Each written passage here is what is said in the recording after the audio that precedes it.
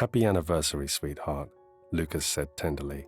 He reached for his pocket and produced a small accessory box. "Thank you for 7 years of togetherness, honey," he said, as he opened the box, showing a sparkling necklace. "Oh my, thank you, Lucas," Charlotte exclaimed. She beamed at her husband and said, "I love it, and it's my birthstone. How thoughtful of you." The pair were celebrating their 7th anniversary in the Bahamas. It has been a great 7 years. They smoothly sailed through what people call the 3-year curse, and now they're here. They did have disagreements over the years, but none too extreme to cause their marriage to crumble. In fact, it was the best relationship one could only hope for. Charlotte was very grateful for her husband. Lucas was the entire package. He was handsome and handsomely built, but more than the physical package, he was kind too. He was supportive, understanding, and loving. He always lavished her with his love. There was only one flaw other people usually pointed out to her. He hardly brought anything to the table at all in terms of monetary value. He started a business that was barely thriving and was, in fact, hanging on by a thread. Still, Charlotte defended him to family and friends. "He takes care of the chores and he takes care of me well," she would say. It was enough for her, especially since she had a high-paying job as an architect at one of the top firms in the city. It wasn't an issue for her since she was earning enough for both of them, with more to spare. It goes without saying that she alone paid for their anniversary trip to the Bahamas. It was her gift to her husband, who patiently waited for her every night, with dinner ready at the table. It was a good life. In return, she gave him a monthly allowance to spend. "I'm so lucky to have you as my wife," Lucas declared. "I don't know what great deed I did in my past life to deserve this much happiness. And wow, 7 years! I'm such a lucky son of a bitch." Charlotte laughed at Lucas' playfulness. It was one of the things she loved about him. He was always there to make her laugh. He was also very supportive of her demanding job. "No, thank you for your patience, love, and understanding. You're the reason why I am where I am right now," she replied softly, love evident in her eyes. They finished dinner and spent leisurely time walking on the beach before they settled in for the night. The following day, they enjoyed the rest of their vacation. By the end of it, they had a great time. When they came home, Charlotte was immediately called to work. They went back to their routine. Charlotte spent hours at the office while Lucas oversaw his barely afloat business and lounged around the house when he felt like it. 2 weeks after their anniversary, Lucas informed Charlotte of his upcoming business-related travel. Used to traveling for business, Charlotte simply said, "Have fun while you're there." She even drove him to the airport on the day of the trip. Besides, it wasn't the first time Lucas had to travel for work. 2 years ago, he began traveling once every quarter. Last year, it became more frequent, and he would be gone at least once a month. His trips never took too long, so it wasn't an issue. After all, Charlotte traveled more often than he did. And so, Lucas left for a conference outside of town. Charlotte thought he mentioned where he was going, but she wasn't able to catch that as she was working on something when it was brought up. Coincidentally, a day after Lucas left for his trip, Charlotte was sent on a last-minute business trip to New York. She was tasked with meeting one of their top-paying clients who couldn't come to a scheduled meeting because of last-minute issues they had to address.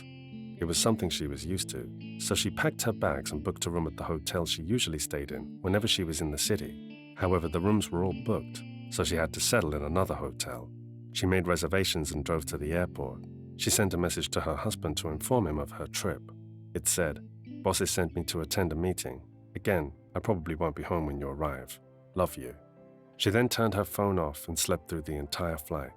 Upon arriving at the hotel, she rested for a bit. The meeting wasn't until a few hours later. She checked her phone and saw that Lucas had replied, "Be safe, honey. Good luck."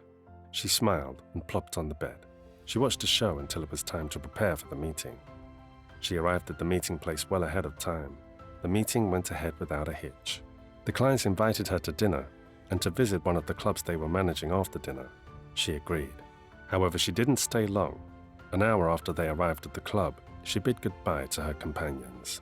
It was while she was making her way to the door that she saw someone who looked a lot like her husband. "Huh? I have to tell Lucas about this," she thought to herself. Once outside, she hailed a cab and gave directions to the hotel. Upon entering the hotel, she once again caught a glimpse of Lucas' look-alike. She smiled. What a coincidence, she thought. However, it didn't take long for her to realize that it wasn't just a mere coincidence. "Lucas!" a woman called. The man looked behind him and held his arms as he awaited the woman's approach. They were headed to the hotel's restaurant. She was standing just a few feet from the restaurant's entrance, but she stood rooted to the floor. "Lucas!" she almost squeaked in her shock. As if he were in a movie, Lucas turned round in slow motion. His eyes widened as he saw her. Before he could say anything, the woman spoke. "Do you know her, honey? Is she a friend, acquaintance, a colleague, a business partner?" "Something like that," he mumbled, still at a loss. The girl, obviously very chatty, turned to Charlotte and extended her hand for a handshake. "Hi, I'm Beatrice, Lucas' fiancée." Charlotte blanched, and her gaze swung to Lucas, who remained silent. Beatrice was baffled when Charlotte didn't accept her handshake. "Are you okay? You're very pale," she told Charlotte. "I'm fine, but would you mind if I spoke with Lucas privately?" she said softly. "Sure," Beatrice answered, before she brushed a kiss on Lucas' cheek. "I'll see you inside, honey." Charlotte and Lucas walked towards a secluded part of the lobby. No one spoke as they walked the short distance. When she was sure no one was within earshot, she turned to Lucas and breathed in a barely controlled rage. "What the hell is this, Lucas? A fiancé? How surprising for me, your wife, to meet your fiancé." "What are you doing here, Charlotte?" Lucas replied, almost tiredly. "Answer me, Lucas, before I lose my shit here," Charlotte growled. "What do you want to know? You heard her, she's my fiancée. I've been seeing her for years now," Lucas explained calmly, as if he were just talking about the weather. "So your business trips were actually to see her?" "No. You see, I do have a thriving business here. That's how you come in handy, Charlotte. Thanks for your money. I'm a successful businessman around here. In fact, that was how I met Beatrice," Lucas continued nonchalantly. "What do you mean?" she asked. "I have a life here, a very successful one. Here no one sees me as a worthless husband relying on his wife. I'm somebody here, thanks to your money. If it isn't clear enough, let me spell it out for you. I stayed with you for so long because of your money." "But you love me. You tell me that every day," she said, as tears continued to stream down her face. "Of course I had to say that," Lucas scoffed. "How else will you continue giving me money?" "So you don't need my money now that you're successful, huh?" Charlotte said, as she fiddled with the phone in her hands. "Well, yeah, obviously I got all the money I needed from you. Therefore, I no longer need to stay with you and hear people tell you you deserve someone better who isn't worthless. So yeah, goodbye, Charlotte," Lucas said as he turned and walked in the direction of the restaurant. Charlotte stood unmoving for a few more seconds before she was able to compose herself. She walked to her room calmly, booked a flight, packed her bags, and checked out of the hotel. She was home as the sun peeked over the horizon. She packed all of her belongings and called a moving company to bring her stuff to a rented space. After the moving truck, the house was almost bare. As she bought most of their stuff, she decided to bring them as well. She packed the rest of her stuff in her car. She stopped at the real estate office to place the property on sale. Once back in the car, she sent a message to Lucas. "Selling the house. Get your stuff and get out." She started her car and drove to a tall rise building. There she met with a trusted lawyer who then introduced her to a divorce lawyer.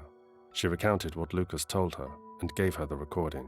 She was able to record Lucas saying that he stayed with her for her money.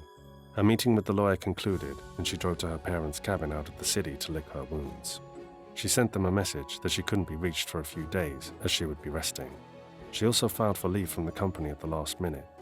She was not the type to do that, but her request was approved immediately. After a week, Charlotte recovered enough from the shock, hurt, and betrayal. She went back to the city, but the first order of business was to stop by the lawyer's office. There she was informed that Lucas had tried to contest the divorce and was trying to negotiate an alimony from her to him. Of course, she and her lawyer weren't just about to let that happen. In fact, her brilliant lawyer demanded a share of the profit of his business since he admitted that he was able to grow it because of Charlotte's money. Lucas was livid but couldn't do anything about it. Not only did he lose his home, but a portion of his business as well. He couldn't demand half of what they owned as a couple, since Charlotte's parents insisted on a prenuptial agreement before they were wed. All communication from Lucas went through the lawyer. She refused to listen to anything he had to say after the hurtful things he said the last time they saw each other. After the divorce was finalized, Charlotte bought a house near her parents and brothers. She worked on bettering her lifestyle. She made sure to spend more time with her family and hang out with friends from time to time. 2 years later, she was back in New York for a conference. When it ended, Charlotte and her colleagues decided to try out the newest restaurant in town. They were almost in the car when she realized she left something in the conference hall. and so she doubled back. "I'll meet you all outside. I'll be fast, I promise," she told them. She walked briskly to the now empty hall, save for the sound and tech staff. She approached one of them to ask if they had found her stuff. "Hi, have you seen Lucas?" There, in front of her, was Lucas tidying up the microphones used earlier. Lucas looked at her, hatefully. "Well, look who's here. The woman who ruined my life," he said acidly. Charlotte tried to rein in her temper. "You ruined your own life, Lucas. You could have made different choices in life, but your wrong decisions led you to where you are now." With that, she turned her back on him and approached another staff member who promptly led her to her things. Once she had it, she made her way out and refused to spare Lucas another look. It took her long to realize that Lucas' betrayal and infidelity had nothing to do with her. She might have had shortcomings, but instead of bringing them up to her, he chose to forge his own thorny path. Now she's content and happier than ever. Before, she had to be careful not to hurt Lucas' feelings whenever family and friends commented on how she enabled him to live a cushioned life. Now she didn't have to defend anyone and got stuck in the middle. Now life is better, brighter, with time spent with family and friends. "All right, where are we going again?" she told her colleagues once she was outside. She aimed to have a great night again tonight, one she hadn't done for a long while married to Lucas. Sometimes life is meant to hurt us to lead us to the right path. Charlotte may have experienced loss and betrayal, but it was something she had to go through to live the better life she deserved.